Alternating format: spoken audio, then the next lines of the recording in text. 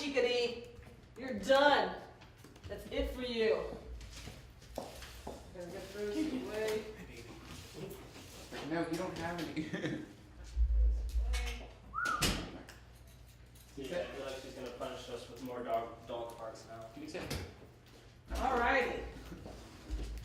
Here we go. Nope.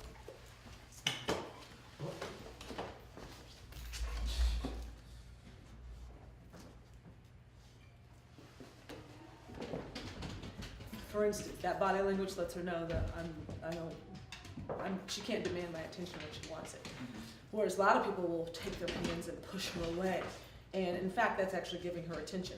It may not be positive attention, but negative attention is better than no attention, exactly. So that's an example of what I mean by us inadvertently teaching our dogs the incorrect method of training. Yeah, that worked well. She's like obsessed with that. When did you realize that you had a passion for animals? Since I could speak. I don't remember this, of course, but apparently I was the child that brought home every stray thing. My mom used to tell me about stories. I brought home squirrels, that fell out of trees, and birds, and many stray dogs, and cats, and just about anything that you can imagine that was mostly mammals. I think I brought home a couple snakes once, and my mom wasn't very happy about that, but whatever. And you just picked them up? Yeah, I had no fear of animals. I've never had and I have a respectful fear when I need to have that. As I've gotten older, I've learned that there are certain things that you should be concerned with and aware of. But as a child, I had no fear. I would go and I would grab, all these animals and bring them home and, nurse them back to health and so on and so forth. So I always had a intense passion for animals, but I went to college and to graduate school for come on, Mama, for fish, off, for that was not what you think it was. That was sneaker boots. I went to school for fisheries. For fisheries. I went to graduate school, college, and then graduate school for fisheries, so I thought I was going to be a cold-blooded animal person. And when I got out of school, I started teaching science, chemistry and biology and fisheries. And I had to take my students we took our students monthly to do a community service group, and I thought, I'm a science teacher, I'm going to do something sciencey. So I took them to a shelter to have the dogs walked and cats groomed and those kinds of things, and it was there that I realized, I think this is going to be my calling. This is what I need to be doing. I enjoyed teaching a lot, which is why I'm a trainer. I still teach, but it's much more fun to treat four-leggers than it is two-leggers. To train two-leggers. Is train that right? Four-leggers than two-leggers. Can we get you? Thank you for the kisses. Thank you, baby. She's so awesome. She's like, look, and she's like, I love you, and the kisses, and I love you. Get down, woman. Come on, off. She's like, but no, but kisses. Come here. Look at you, you've been typing over here. Okay. Alright, so right now, Tony, can you switch places with me real quick? Sit down. Oh. Is that enough talking? I mean, am I doing? I'm gonna ask you a couple of questions over again, That's what. because I need to get some close-ups of you. I really do hope that's recorded. It's great. It's red. I see the red light. It's recording.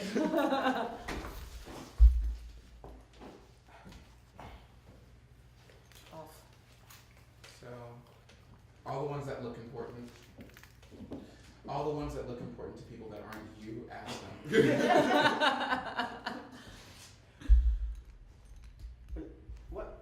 Why couldn't you just tell me which ones you wanted to do? Yes.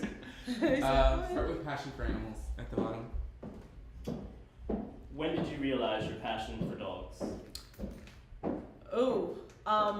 Early on in life. I've always had a dog. Well, ever since I can remember, I've had a dog. And even before I remember having my own dog. I do remember seeing dogs, stray dogs, and wanting to bring every dog home, every cat home that I saw walking down the street. I've always been a fan of animals in general, specifically dogs and cats.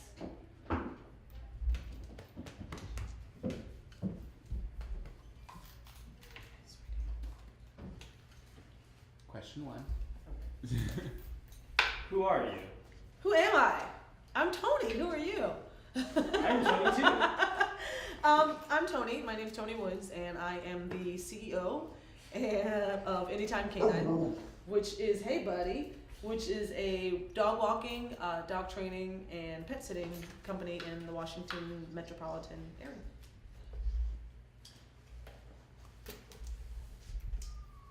What is Anytime Canine? Sorry. Question 5. That is question 5.